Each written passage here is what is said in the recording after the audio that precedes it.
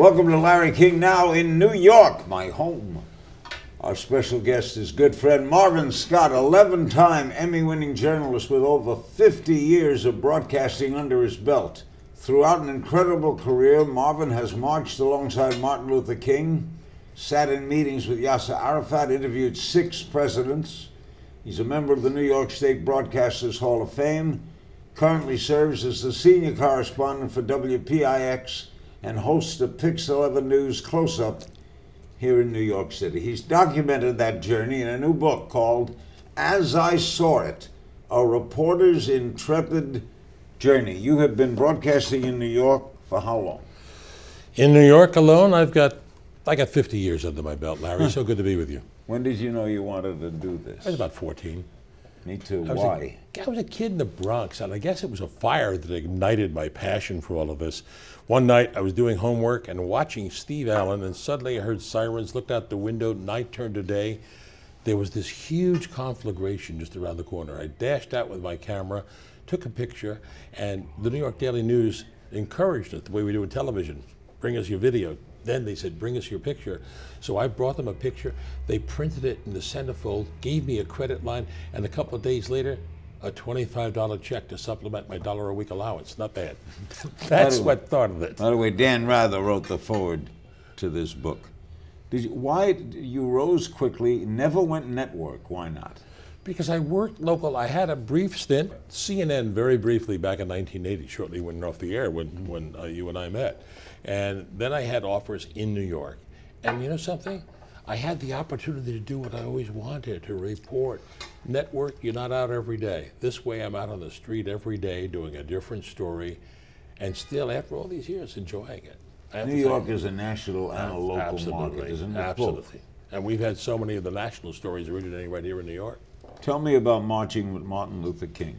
That was 1966. It was a march against fear, which was originated by James Meredith. And he was gunned down just before the march began. He survived, but the leaders of the civil rights movement, including Dr. King and James Farmer and Floyd McKissick and Stokely Carmichael, they all arrived in Memphis. They all gathered to continue this march to send a message across, the march against fear. So I was with the Mutual Radio Network at the time. So I stayed with them for several days of the march on the way down to Jackson, and it was an enlightening experience. You know, being a Yankee in the Deep South, I was warned, watch how you behave. And during a break in the march one day, I went across to a motel to file my radio report, and it was sweltering hot, 90-degree heat. I stopped at the vending machine, picked up 2 Cokes, put one in my pocket, drank the other across the street. There's Dr. King sitting on the mound during the break. I had met him previously and interviewed him. Dr. King, may I join you? Yes, and I reached in my pocket. Would you like a Coke? So we sat there for about 10 minutes, shared a Coke, and we chatted. What he said then kind of echoed what he said in that Washington march, that someday we would judge a person not by the color of the skin, but the character of the content of their character. And he did talk about a vision of someday we would have black leadership in this country. He couldn't see a Barack Obama, but he did see it in the future. And I asked him a question, because he had so many threats on his life. And I told him, I said, Dr. King, why do you do this? Why do you put yourself out there like that? There was a pregnant pause. He looked me in the eye and said, for the children, for the children. And it's those children so many years later who are benefiting by all that he had done in those marches. And he was killed in Memphis.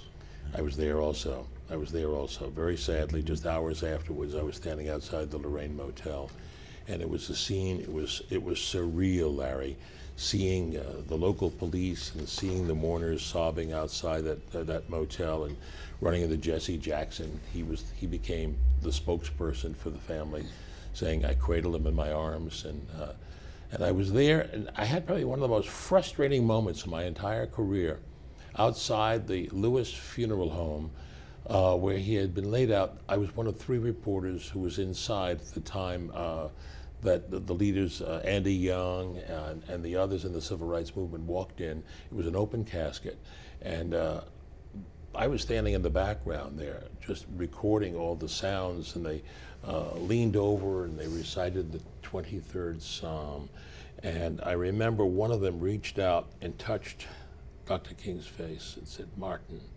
Martin. Ralph David Abernathy, who took over the Southern Christian Leadership Conference. It was just so emotional, and women sitting in the pews. I mean, it's something that I was talking very quietly into my microphone and describing this. When it was all over, I went outside. I had nothing. The tape wrapped around the capstan, and I had nothing recorded. Oh. That was a moment. You know, I had reported it, but it was an emotional moment just hearing the sound. You've lived in New York all this time. I know him 40 years. You must know Trump. Known him since 1979. Yes. What do you make of him? I have survived, Larry, I have survived more than 50 years in this business by knowing not to talk politics publicly. So I am a storyteller, not a commentator. Want to have a couple of beers afterwards? I'll share it with you. Who is your favorite president that you've interviewed? Oh, it goes back a while. John F. Kennedy, without question. I met him in my impetuous youth, my first job in Charleston, West Virginia. And he was running against Hubert Humphrey. In the primary. And Humphrey was far ahead. He was the projected winner even before Kennedy came in there. It was an issue of Catholicism. And when Kennedy came in, he had such charisma. I mean, he captured you with the first 10 seconds he spoke to you. And he also emboldened people with his message, because here we were, the heart of Appalachia. These people were poverty-stricken, and he brought them hope. And he was not stereotypical politician. And I think Hubert Humphrey would have made a good president, but he lacked the communication skills that JFK had. Humphrey was not a bad communicator, man. Well, he was pretty good. But Kennedy was better when he got into the coal fields and marched through the mud and sat down with the miners. He communicated the message they wanted to hear. After the break, Marvin Scott on the state of broadcast journalism today, some of his favorite New York City news stories throughout the years. The book is As I Saw It. The forward by Dan Rather. We'll be right back.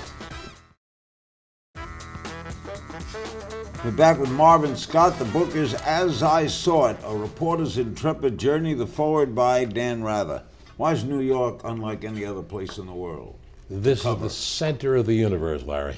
You have everything here. You have the United Nations here. You have so much. It's the hub. People come here at the John F. Kennedy Airport. The city lights up. It's like no other city in the world. And I've traveled extensively.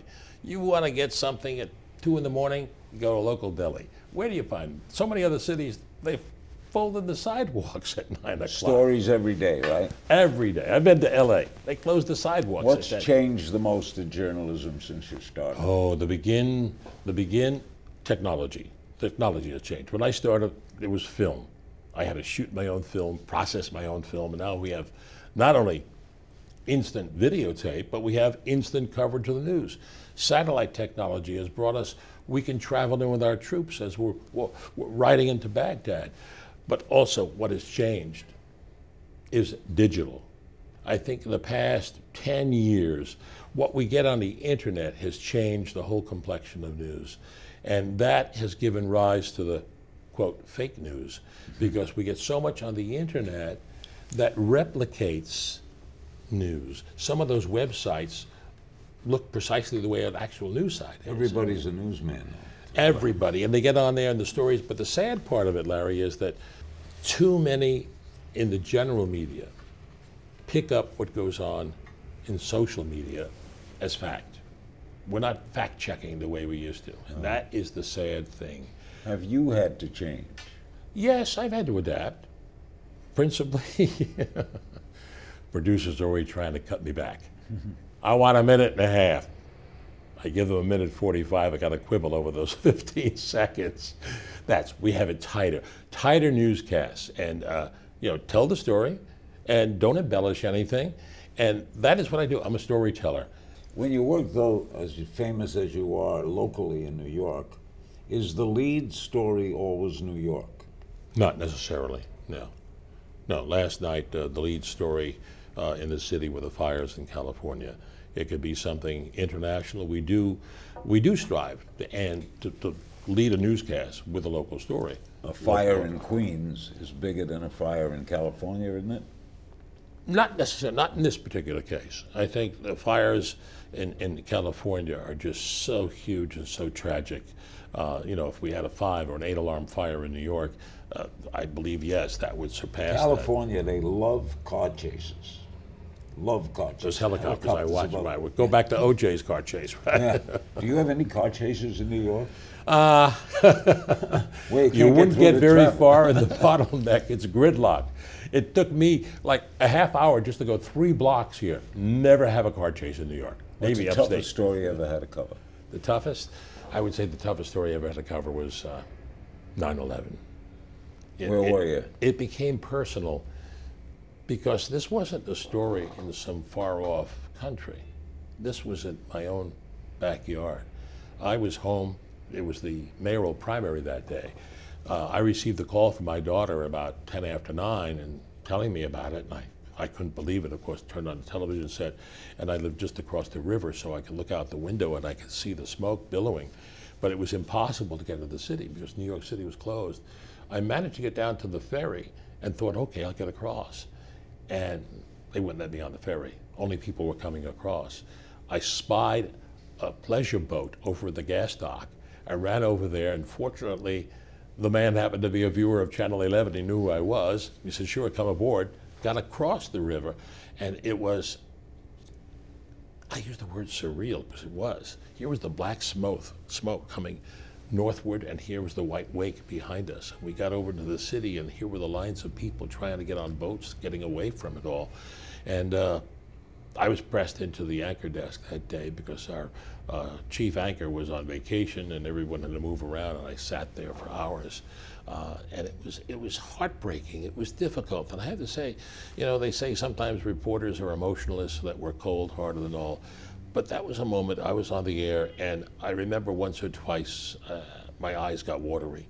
And a tear did come down one point, and I wasn't ashamed. I wasn't embarrassed of it because I was a part of that story. This was my home. And talking to people who came into the studio, I remember one woman in particular, her husband, she said, he's an adventurous man. I know he has survived, and he was up on the top floor, and we knew it just couldn't be possible. And it was heartbreaking, heartbreaking. Marvin, you're a great journalist. You're a credit to the industry. Larry, thank you. And thank you for your endorsement of the book and your friendship. Big thanks to my guest, Marvin Scott. Be sure to pick up a copy of his new book, As I Saw It, A Reporter's Intrepid Journey. As always, you can find me on Twitter at Kingston. See you next time.